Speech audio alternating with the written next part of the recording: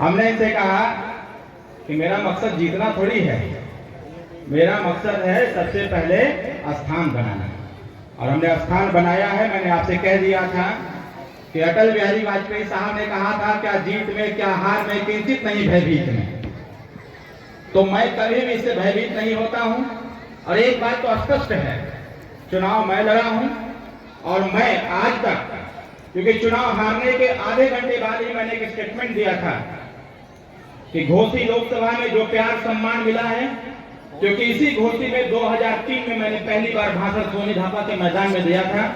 और उस सोनी धापा के मैदान से मैंने पढ़ लिया था कि जब भारतीय संविधान, लोग पढ़े लिखे लोग, मैं राजनीति विज्ञान से पीएचडी हूँ, वो भी एक नहीं डबल पीएचडी, नेट क्वालिफाई हूँ, जेआरएफ हूँ, एमफिल हूँ, सब कुछ हूँ।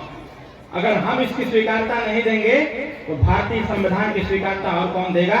भारत का संविधान कहता है समता, स्वतंत्रता, बंधुत्व और न्याय। सब लोगों ने समान व्यवहार किया, सब लोगों ने स्वतंत्र रूप से वोट किया, सभी लोगों ने एक साथ गया और सबने न्याय कर दिया। सबने न्याय करने के बाद मुझे यहाँ खड़ा किया है, उनका न्याय मैं धन्यवाद देता हूँ, उन्होंने न्याय दिया। लेकिन ईश्वर के घर में देर है देर नहीं। हमारे मुख्य अतिथि जी ने कहा भाग्य भी काम करता है, तो अब भाग्य भी बदलेगा, क्योंकि भाग्य बदलने का काम भारतीय संविधान का है। संविधान को मानने वाले इतने लोग हैं। आज संविधान दिवस के अवसर पर उपस्थित हैं, माननीय मंत्री जी उपस्थित हैं, हम जैसे लोग पढ़े लिखे लोग हैं, ग्रेजुएशन था।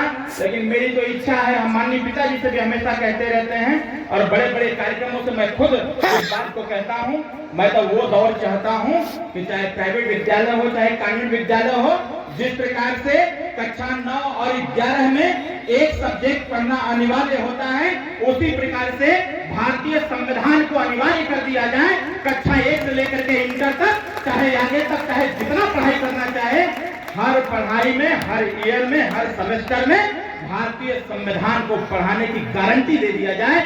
जिस दिन भारतीय संविधान के प्रावधानों और भारतीय संविधान के अनुच्छेदों और भारतीय संविधान के मूल प्रस्तावना को हमारे नन्हे प्यारे प्यारे बच्चे समझ जाएंगे, उस देश में समानता का व्यवहार होगा। फिर किसी के साथ छुआछूत, अपमान और जिल्लत की जिंदगी कोई नहीं जी पाएगा। सब लोग एक साथ खड़े हो जाएंगे, क्योंकि कहा जाता है कलयुग में संगठन में सबसे ताकत होती है। और इस कलयुग में संगठन तभी आ सकता है जब हर बच्चा संविधान का स्टडी करेगा, जब संविधान को पढ़ेगा और फिर पढ़ेगा ही नहीं, उसको मानेगा। और जब मानेगा तो आने वाले समयों में अपने हिस्सा अधिकार की लड़ाई खुद लड़ लेगा। वो किसी नेता, मंत्री, विधायक या अधिकारी के पीछे भागने का काम नहीं करेगा।